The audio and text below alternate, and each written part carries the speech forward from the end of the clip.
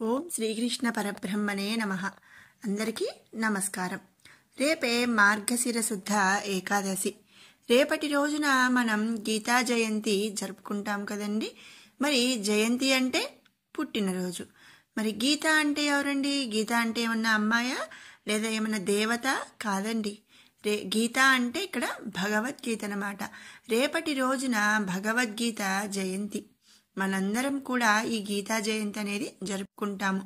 అయితే మరి ఒక్కొక్క నెలలో కొన్ని పండుగలు వస్తూ ఉంటాయి, ఎన్నో పండుగలు వస్తూ ఉంటాయి. ఆ రోజున ఆ పండుగ ఎందుకు జరుపుకుంటాము అనే దానికి ప్రతిదానికి కూడా ఒక వివరణ అనేది ఉంటుంది.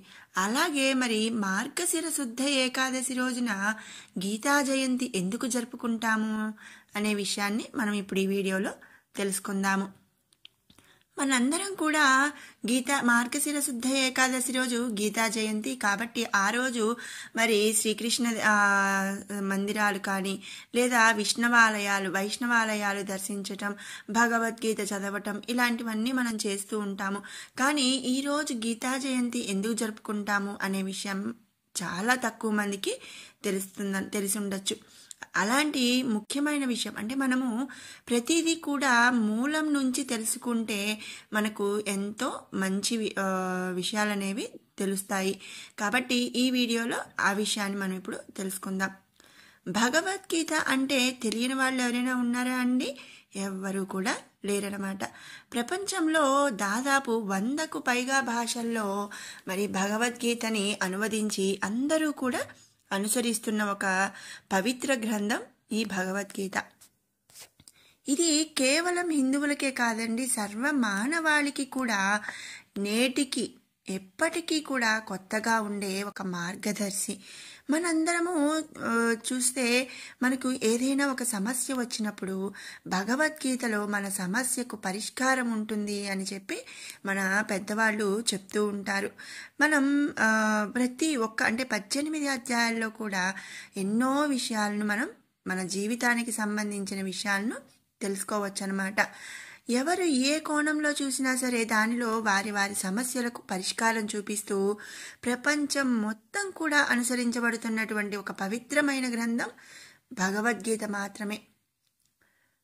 అదేంటండి, ఈరోజు నాకు వచ్చిన సమస్యకి ఎప్పుడో మరి ద్వాపర యుగంలో రాసిన భగవద్గీతలో సమస్యకు పరిష్కారం ఎలా ఉంటుందండి?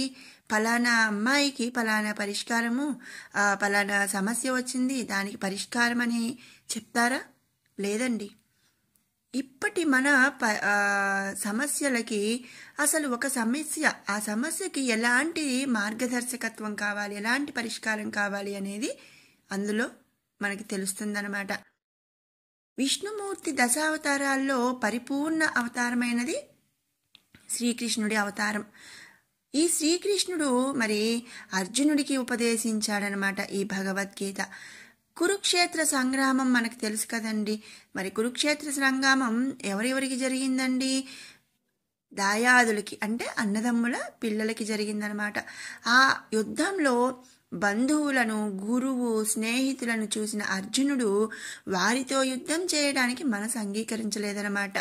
మరి తను ఆ సమయంలో అర్జునుడు యుద్ధానికి వచ్చినా కూడా ఏమనుకున్నాడండి? మరి బంధువులందరూ చనిపోయి, గురువుగారు చనిపోయి, స్నేహితులందరూ చనిపోయి, మరి వాళ్ళందరూ మంచివాళ్ళు కాదా అంటే మంచివాళ్లే. వాళ్ళు ఇచ్చినటువంటి మాటల కోసం మరి కౌరవుల వైపు ఉండి యుద్ధానికి వచ్చినప్పుడు మరి వాళ్ళందరినీ చంపేసిన తర్వాత నేను ఆ యుద్ధంలో గెలిచినటువంటి ఆ సంతోషాన్ని నేను ఎవరితో పంచుకోవాలి అనే ఒక అసహనం అనేది అర్జునుడికి కలిగిందనమాట. ఆ సమయంలో కార్యోన్ముఖుడిని చేయటానికి శ్రీకృష్ణ పరమాత్మ ఏం చేశాడండి? ఈ లోకానికి అందించిన బ్రహ్మ విద్య ఈ భగవద్గీత అనమాట.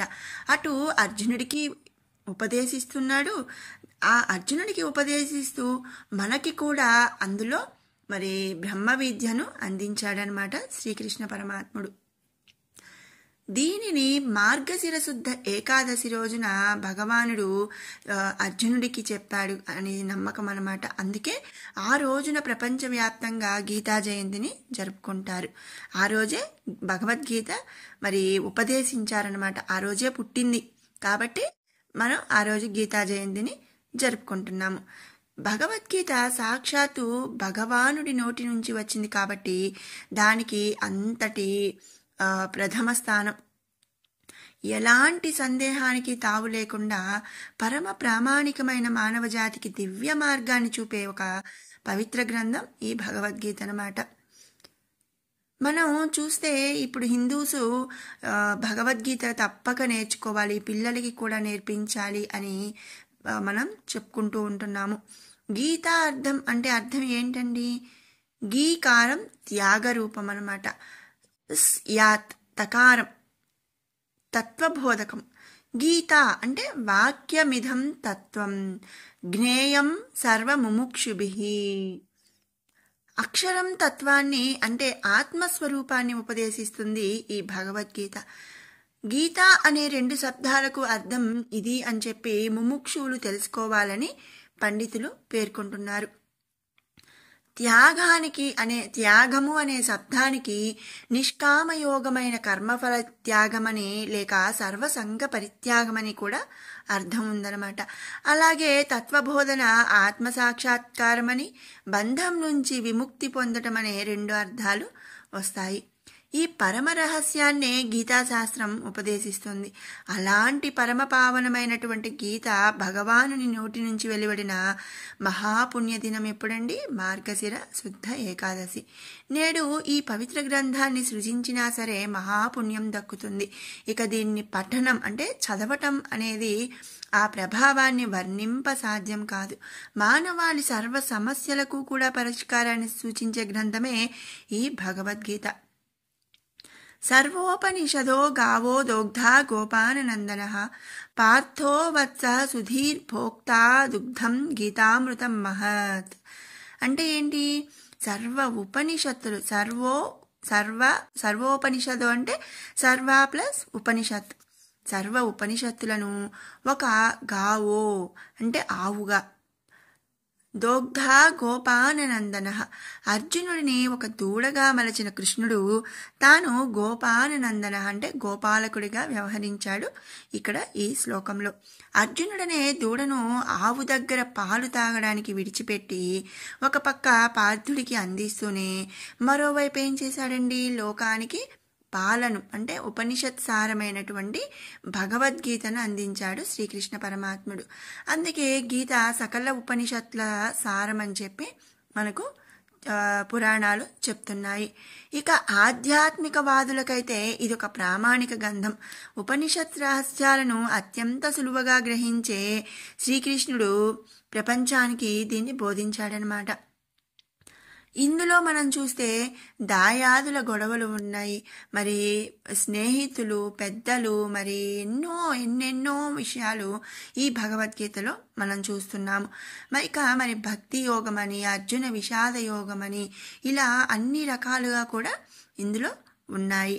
ఇక మరి స్వామివారి యొక్క ఒక అధ్యాయంలో అయితే విష్ణుమూర్తి అంటే శ్రీకృష్ణ పరమాత్ముడు తన విశ్వరూపాన్ని అర్జునుడికి చూపించాడనమాట. ఆ విశ్వరూపంలో ఏంటండి? మొత్తం అంతా తానే, ఈ భూమండలం అంతా కూడా తానులోనే అన్నీ సృజించబడినాయి అని చెప్పి ఆ విశ్వవిరాట్ అధ్యాయంలో మనకి వస్తుంది. ఇదండి మరి మార్గశుద్ధ ఏకాదశి రోజున గీతా జయంతి ఎందుకు జరుపుకుంటాము అనే విషయం వెనకాల అసలైనటువంటి విషయం అన్నమాట.